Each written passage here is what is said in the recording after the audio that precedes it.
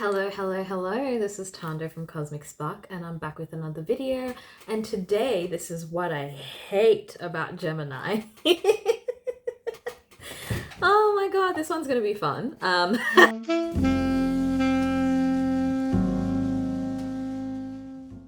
Gemini, third sign of the zodiac. So I'm gonna start with what I already said in what I love about Gemini, because it's something that I both love and I hate about Gemini. Gemini people, Geminians, possibly, I must look that up, can enjoy manipulating you and having fun at your expense. I think in general, every element uses their intrinsic elemental traits for bad.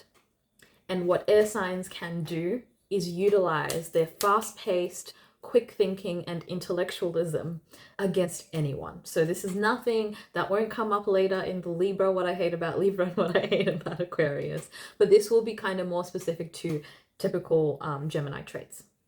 So yeah, master manipulators Geminis can be. I love to call Geminis agents of chaos because they can be really, really good at working in an undercurrent. They can work really well to throw things out socially without you knowing, and then can cause drama in a group situation or amongst whatever group of people, whether that's in their home lives, whether that's in their personal lives, and they just sit back.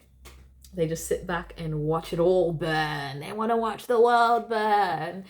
And it's how scarily good they are at doing that. That's what scares me about Geminis. Because of where Gemini is in the astrological wheel and the ages that are associated with it, that first quadrant of the zodiac is like your earlier years of life. And I personally associate Gemini with like toddler energy. And so with that comes naughtiness, right? It comes like destructiveness, restlessness, a want to pick this up, drop it, do something else. And a shadow side or negative aspect of Gemini is that restlessness and inability to focus. Because if a Gemini really wants something, whether that's manipulating, or if a Gemini wants to climb the ladder, which they can be really, really good at, it's all a game of strategy for them. But if they're even unable to maintain a status quo, that is not beneficial even to them. At some point you have to lock in. That's why it would be beneficial in someone's chart having energies that offset this restlessness. They are mutable, right? So that means they do have the ability to focus. Let's remember that. They're mutable. They can start things and they can finish them.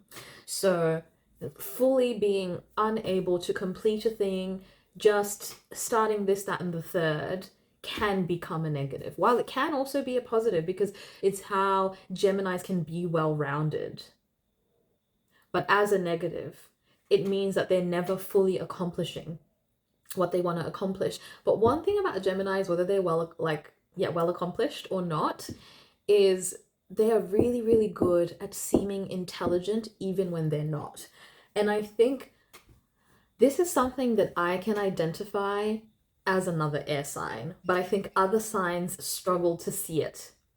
No one can peep air sign game like an air sign. The closest will be a fire sign, because fire signs are equally cheeky, especially cheeky in a Geminian way, you know, like very, very cheeky. And so if anyone can clock a Gemini, it would be one of those two elements first.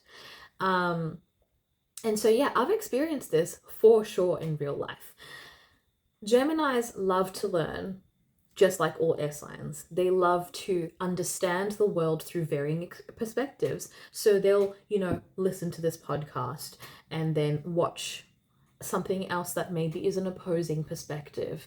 Librans, we do that, can relate. So they're really sort of engaging and dipping fingers in different pies. You know, they'll try studying this thing. Oh, maybe I didn't really like that. They'll try studying this thing, but what they're doing is they're collecting real information. And because of that ability that air signs have to intellectualize everything that they're learning, you know, they're really collating data and like understanding the world.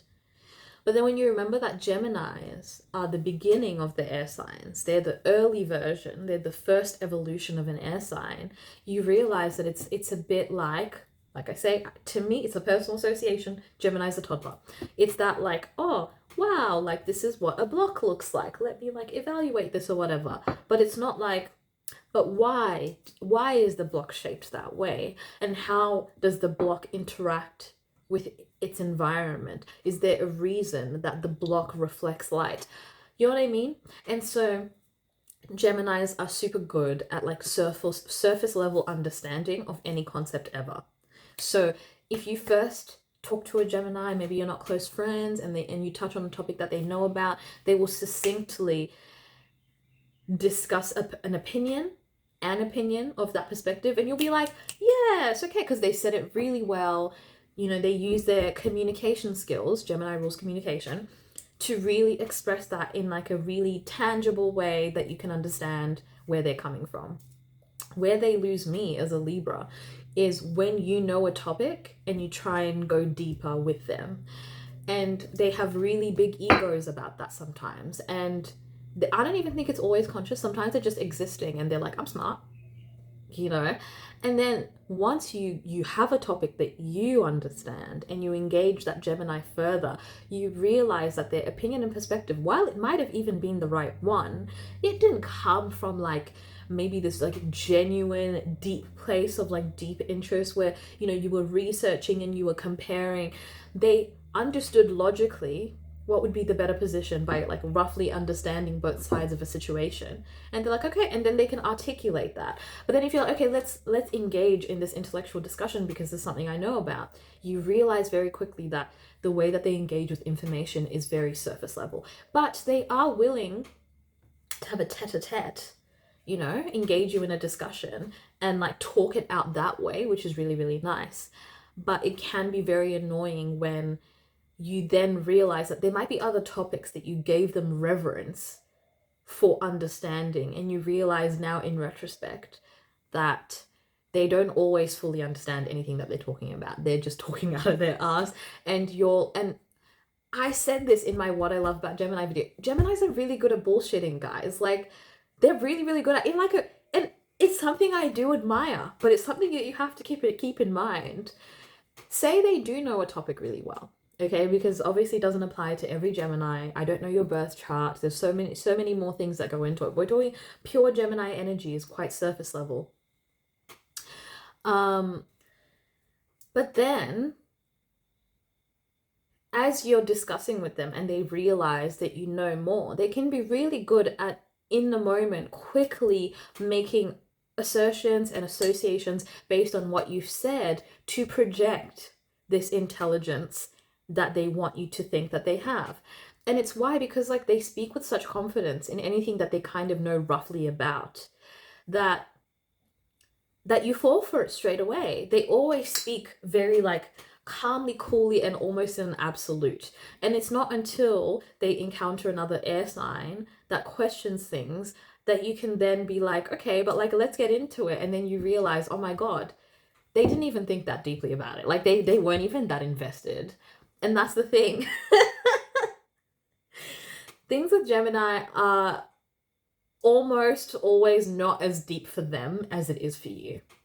So when they are laughing at you because they've successfully manipulated you into believing one of their beliefs that they think is silly or stupid or whatever, like they're just going to laugh. They're going to laugh. They're going to enjoy it that they've successfully manipulated you. And that's that on that, you know? Geminis can be moody.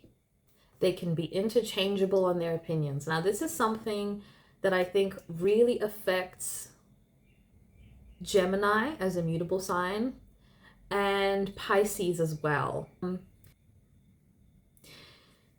when you're talking to a Gemini, they can agree to whatever your beliefs are.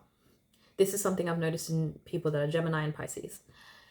But then if they go to another conversation and someone espouses differing beliefs, they can also agree that that person is correct. Now, this is something that I think air signs can do because of their ability to see both sides of a situation. But while Libra gets a lot of flack for sitting in the middle and not picking a side, I think Geminis are a lot worse in that respect, especially when you think about evolutionarily Gemini coming first before Libra. This is obviously unevolved Geminis. Unevolved Geminis can be ones that are super selfish and the only person that they feel loyalty to is themselves. So they'll play both sides to climb the ladder, to get the person that they want, to get whatever it is that they want, and they don't feel any shame. They don't see anything wrong with that, and that's that on that. Masters of communication, Geminis can be hella callous verbally if they want to. Geminis can sometimes project, and it's some crazy stuff. You don't want to experience a Gemini projecting their issues onto you, because the way that they will think that they're dissecting you intellectually and not realizing that they're just projecting is almost laughable. So they can be very callous in their communication if they're unevolved or childish, immature, whatever you want to call it. They'll just say things, and they'll say things intentionally. So say, you know, they have a rival in the workplace, they have a rival in love, they will make sure to drop certain bits of information at the right time. This is why I call them agents of chaos, because they can do that stuff and they can find a lot of fun in it. You know, Hermes is the person that I associate most with Gemini, and when I think of the energy of Hermes, I think, yeah, okay, the messenger, but I'm also thinking of like enjoying having fun, having no loyalty to anyone or anything, just getting to dip in and out of spaces as you please and looking after yourself. You know, honestly, that's all I can think of at this time. Maybe there'll be one in the future, maybe not. If you have anything you hate about Gemini energy, mercurial energy, please let me know down below so we can discuss it. And I'll see you in the next one, which will obviously be Cancer. Please like and subscribe. Bye.